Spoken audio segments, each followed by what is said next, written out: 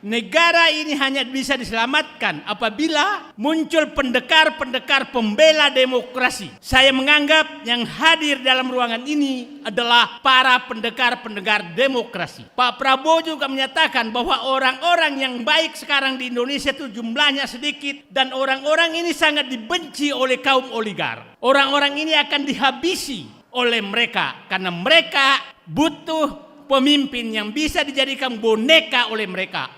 Mudah-mudahan jiwa patriotisme dan nasionalisme Prabowo bangkit dan membuang semua virus-virus Jokowi dalam darahnya, dalam pikirannya, dalam otaknya, bahkan dalam mimpinya pun harus tidak muncul. Karena saya menganggap Jokowilah yang merusak semua bangsa ini, Jokowilah yang merusak Prabowo sehingga dia lari dari pemikiran dia.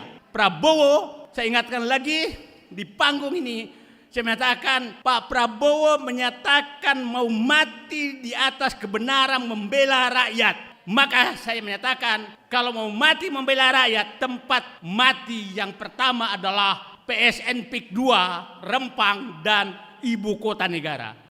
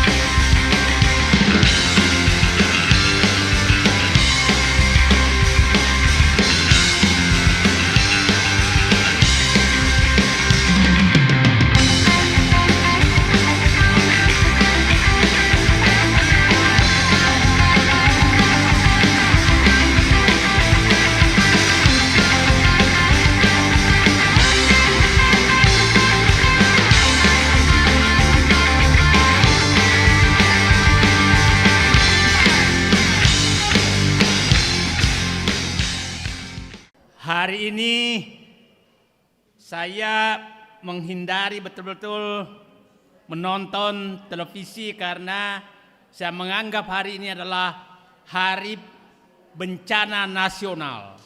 Makanya saya pakai baju hitam, bukan karena pelantikan Prabowo, tapi pelantikan manusia hasil perselingkuhan konstitusi yang dilakukan oleh penguasa tertinggi di negeri ini untuk menjadikan anaknya menjadi wakil presiden lewat pamannya, yaitu si Fufu Fafa. Tadi saya agak gembira karena ternyata hati nurani anggota DPR dan MPR, manusia-manusia terhormat, masih ada. Dalam sidang umum MPR 1999, saya anggota MPR menyaksikan Pak Habibie sebagai presiden diteriakin "hu" oleh anggota DPR dan Pak Habibie hanya tersenyum. Saya melihat tadi videonya, Fufu Fafa juga diteriakin "hu" oleh anggota MPR. Dan setelah itu Pak Habibie melihat setelah pertanggungjawabannya ditolak di 1999, saat itu saya sudah anggota MPR, dia tidak maju untuk maju sebagai calon presiden padahal dukungannya masih sangat kuat. Pak Habibie punya etika dan moral yang sangat tinggi. Pada saat dia melihat bahwa publik tidak menerima, maka walaupun publiknya sedikit, maka dia memilih mundur.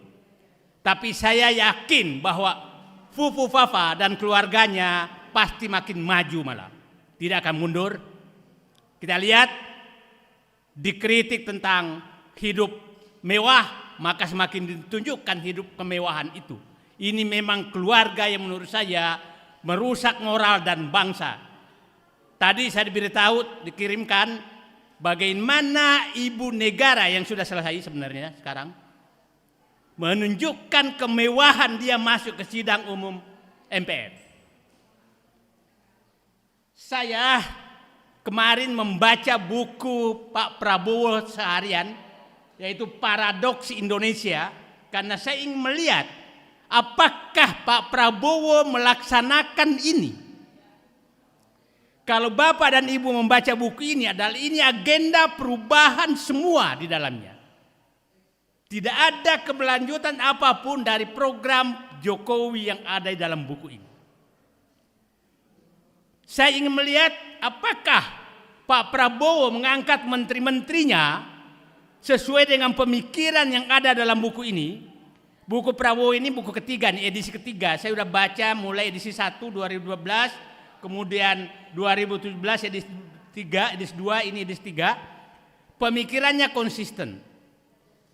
Pemikirannya konsisten, tapi setelah mengangkat kemarin melihat menteri-menteri yang akan diumumkan, maka saya katakan itu bukanlah kabinet Prabowo.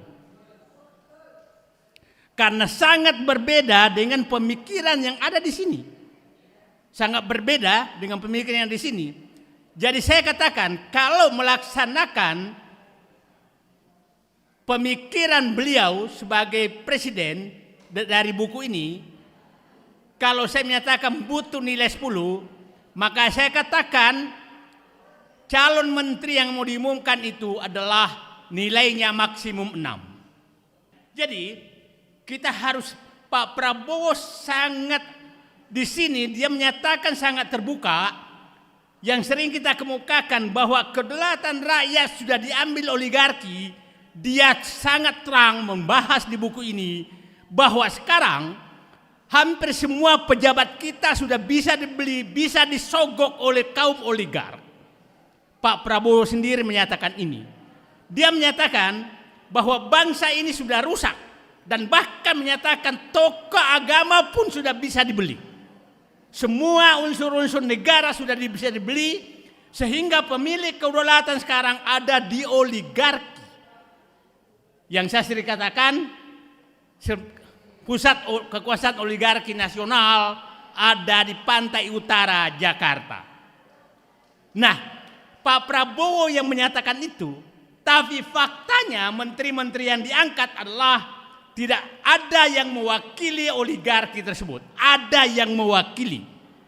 Kita tahu semua yang diungkapkan di sini tentang ketimpangan, tentang ketidakadilan, dan beliau sudah menyatakan bahwa negara ini hanya bisa diselamatkan apabila muncul pendekar-pendekar pembela demokrasi. Saya menganggap yang hadir dalam ruangan ini adalah para pendekar-pendekar demokrasi. Pak Prabowo juga menyatakan bahwa orang-orang yang baik sekarang di Indonesia itu jumlahnya sedikit, dan orang-orang ini sangat dibenci oleh kaum oligark. Orang-orang ini akan dihabisi oleh mereka karena mereka butuh pemimpin yang bisa dijadikan boneka oleh mereka, yang bisa disogok oleh mereka. Dan kelihatannya 10 tahun terakhir mereka menjadikan Jokowi sebagai boneka mereka, dan mereka berhasil dalam hal ini. Pertanyaannya, apakah Prabowo akan menjalankan buku ini, pemikiran dia, ataukah Prabowo masih dibawa bayang-bayang Mukidi, Mulyono? Prabowo, saya berharap kemarin Pak Prabowo itu menjadi merdeka. Saya berharap, karena saya lihat jadwalnya, Pak Prabowo mengantar Jokowi ke bandara setelah penyambutan di istana, mengantar dia ke ke Halim. Mudah-mudahan saat itu adalah pandangan terakhir Prabowo kepada Jokowi yang sudah merusak bangsa ini. Dan Prabowo harus menyatakan niatnya bahwa kulepaskan kau demi keselamatan bangsaku, dan aku menjadi Prabowo yang sebenarnya, yang lepas dari kalian Mukudi. Itu yang saya harapkan terjadi. Mudah-mudahan jiwa patriotisme dan nasionalisme Prabowo bangkit dan membuang semua virus-virus Jokowi dalam darahnya, dalam pikirannya, dalam otaknya, bahkan dalam mimpinya pun harus tidak muncul. Karena saya menganggap Jokowilah yang merusak semua bangsa ini. Jokowilah yang merusak Prabowo sehingga dia lari dari pemikiran dia. Prabowo, Bapak Presiden Prabowo, pemikiran Anda saya baca dan saya ikuti, dan hampir 100% saya setuju pemikiran Anda. Tapi saya sangat sedih bahwa Bapak seorang jenderal, mantan pemimpin pasukan khusus, bisa terkalahkan oleh pengaruh Jokowi. Saya berharap hari ini Bapak lepaskanlah Jokowi pulang ke kampungnya dan hilangkanlah bayang-bayang Jokowi di dalam diri Bapak agar Bapak bisa memimpin bangsa ini. Kalau perlu, kalau memang si Fufu Fafa itu mengganggu, maka rakyat Indonesia akan menyingkirkan dia dari sekitar Bapak. Bapak dan Ibu setuju? Singkirkan virus Jokowi dari sekitar penguasa negara, termasuk Fufu Fafa. Itu perjuangan kita, dan kita harus menuntut seluruh pertanggungjawaban Jokowi terhadap apa yang dilakukan selama 10 tahun. Perjuangan kita adalah menyelamatkan negeri ini dan menjadikan Prabowo kembali pada dirinya sendiri yang memiliki patriotisme, nasionalisme, rasa keadilan, memihak ke rakyat, dan membela rakyat yang lemah. Beliau sudah menyatakan dalam bukunya ini bahwa setiap orang yang membela rakyat lemah, rakyat miskin, rakyat tersingkirkan, itu pasti dimusuhi oleh para konglomerat, para oligark. Jadi saya sangat tidak heran, tidak heran kalau oligarki mengejar-ngejar saya, karena memang mereka sedang panen-panen terakhir lewat PSN yang dibuat Jokowi. Dan saya berharap Prabowo, saya ingatkan lagi di panggung ini, saya mengatakan Pak Prabowo menyatakan mau mati di atas kebenaran membela rakyat. Maka saya menyatakan kalau mau mati membela rakyat, tempat mati yang pertama adalah PSN PIK 2, Rempang, dan ibu kota negara. Disinilah kami menunggu langkah Pak Prabowo untuk menyelesaikan bangsa ini. Jadi itu saya pikir banyak sekali hal-hal, dan saya berharap kuncinya hanya satu: bersihkan dirimu, hai Presiden Jenderal TNI Purnawirawan Prabowo, dari pengaruh Jokowi yang sudah merusak bangsa ini. Terima kasih. Assalamualaikum warahmatullahi wabarakatuh. Subhanallah, bismillahirrahmanirrahim. Assalamualaikum warahmatullahi wabarakatuh. Alhamdulillah wa syukurillah wa ni'matillah. Allahumma sholli ala sayyidina Muhammad wa ala ali sayyidina Muhammad. La haula wala quwata illa billahil aliyil azim. Amma ba'du. Para tokoh yang kami hormati, kami datang dari Lampung. Saya ini berada di akar rumput sebenarnya. Kami bukan mewakili dari tokoh ya. Hari ini kebetulan tanggal 20 Oktober bertepatan dengan dilantiknya Bapak Prabowo dan selesai masa jabatan Bapak Jokowi atau Raja Jawa. Tadi kami lewat, ibu-ibu semua, banyak sekali banner-banner yang terpampang ucapan terima kasih untuk Bapak Jokowi. Iya. Jadi begini, kami ingin katakan Pak Jokowi, Anda belum selesai dengan kami. Iya. Negara Indonesia ini adalah negara Pancasila, sila kedua kemanusiaan yang adil dan beradab. Ketika Bapak Jokowi menjabat, banyak sekali pelanggaran-pelanggaran HAM, pelanggaran-pelanggaran kemanusiaan yang terjadi. Berapa banyak ulama-ulama kami yang dipenjarakan? Berapa banyak para tokoh-tokoh yang dipenjarakan? berapa banyak para aktivis yang dipenjarakan, dan berapa banyak para mahasiswa yang dipenjarakan.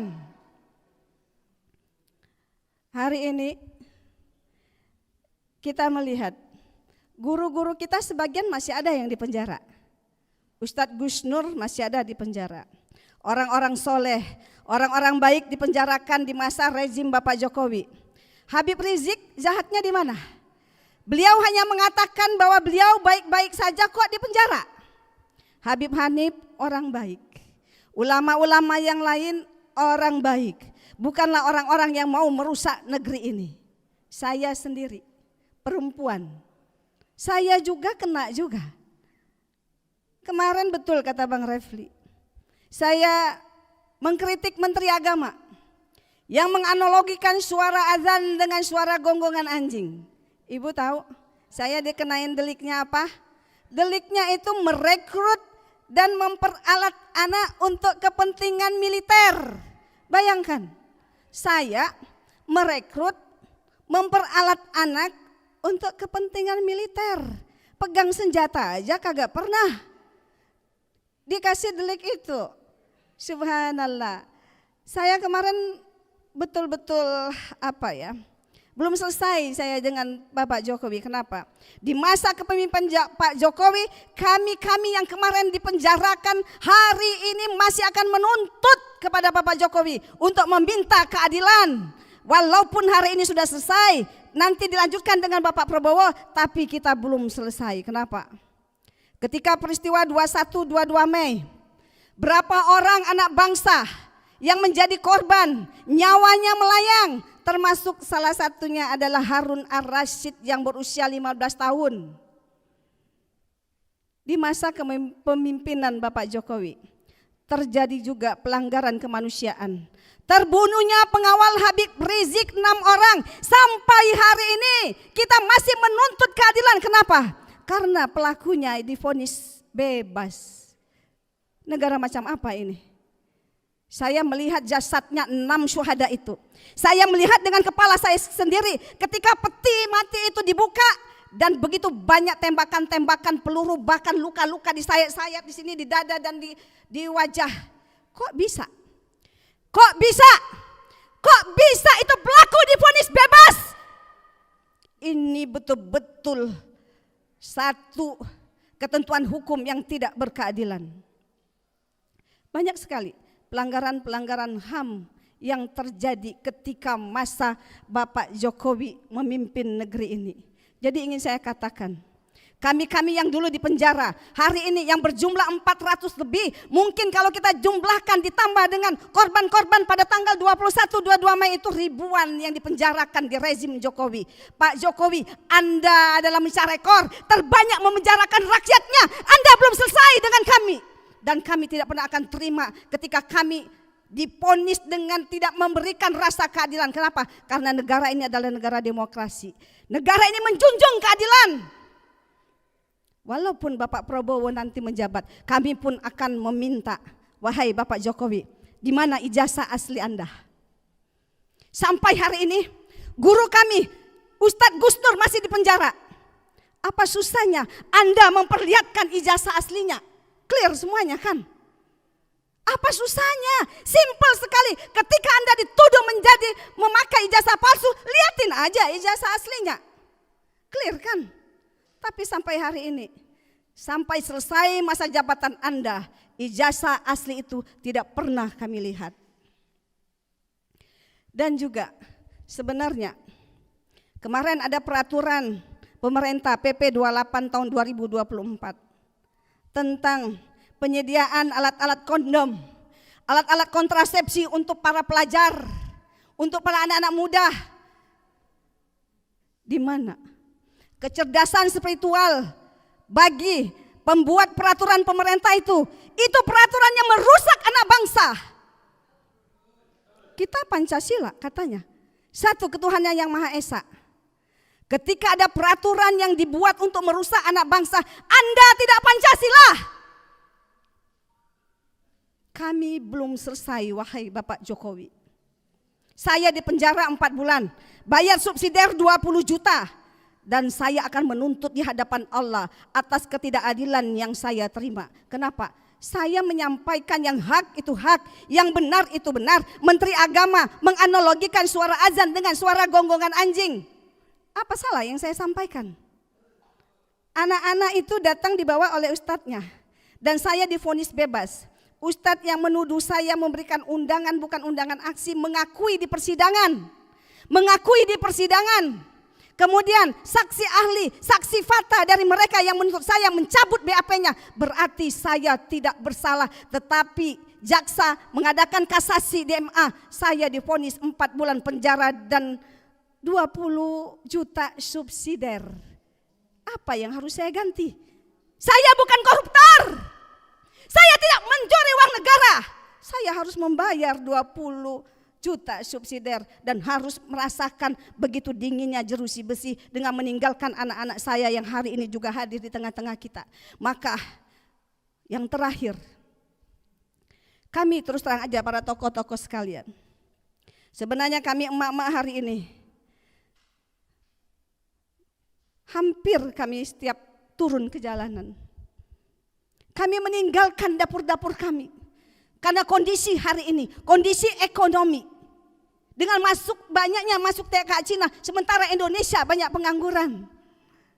Kami emak-emak meninggalkan dapur-dapur kami dan berharap para tokoh-tokoh membersamai kami ketika kami ada di parlemen jalanan. Tapi sampai hari ini yang ada diskusi lagi di ruangan seperti ini. Yang kami mau adalah bantu kami, bersamai kami, wahai para tokoh-tokoh bersama emak-emak ada di parlemen jalanan untuk menuntut itu seorang yang namanya Mulyono. Jadi naas sekali, karena saya adalah korban. Kami melihat semuanya ini dengan mata, dengan hati. Ketika seorang ibu tersentuh hatinya karena faktor kemanusiaan, maka bagi dia tidak ada yang kami takuti. Yang penting pertama, tidak ada pelanggaran aturan di negara kita yang kita langgar. Yang kedua, tidak ada syariat Allah yang kita langgar. Maka tidak perlu takut kita semuanya. Karena apa? Kita berjuang, hari ini mati, besok mati, sama aja. Berjuang mati, enggak berjuang kita juga mati. Maka dari itu kami meminta kepada para tokoh-tokoh, ayo bersamai kami. Ada 3 tuntutan hari ini. Adili Jokowi, tuntut itu Fufu Fafa, dan bebaskan ulama yang masih di penjara. Terima kasih. Assalamualaikum warahmatullahi wabarakatuh.